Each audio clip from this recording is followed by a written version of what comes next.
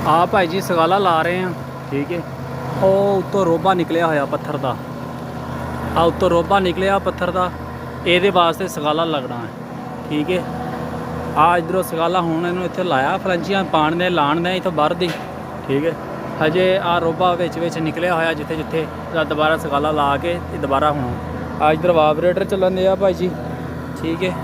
ਇਹ ਲੱਗਣ ਲੱਗੀ ਹੈ ਬਾਸਕੋ ਇੱਥੇ ਹੁਣ ਇਸ ਵਿਲੇ ਦੀ, ਠੀਕ ਹੈ ਭਾਈ ਜੀ। ਪਲਸਤਰ ਹੋ ਗਿਆ ਮਾਸ਼ਾਅੱਲਾ, ਤੇ ਲੱਗਣੀ ਹੈ ਬਾਸਕੋ। ਤੇ ਆ ਜਿਹੜਾ ਇਹਦਾ ਫਰੰਟ ਹੈ, ਇਸ ਫਰੰਟ ਦਾ ਸਾਰੇ ਦਾ ਰੋਬਾ ਅੱਗੋਂ ਨਿਕਲ ਗਿਆ ਸਾਰਾ, ਕਿਉਂਕਿ ਉਹ ਬਹੁਤ ਥੋੜਾ ਪੁਰਾਣਾ ਵਿਲਾ ਹੈ, ਸਾਰੇ ਦਾ ਰੋਬਾ ਉੱਤੋਂ ਨਿਕਲਿਆ ਹੋਇਆ। ਚੈੱਕ ਕਰੋ, ਆ ਰੋਬਾ ਨਿਕਲਿਆ ਹੋਇਆ, ਟੋਟਲ ਰੋਬਾ ਨਿਕਲ ਗਿਆ। ਸਗਾਲਾ ਲਾਣ ਗਏ ਆ, ਇੱਧਰ ਵੀ ਹਜੇ ਸਗਾਲਾ ਲੱਗਣਾ ਹੈ, ਆਣਗੇ।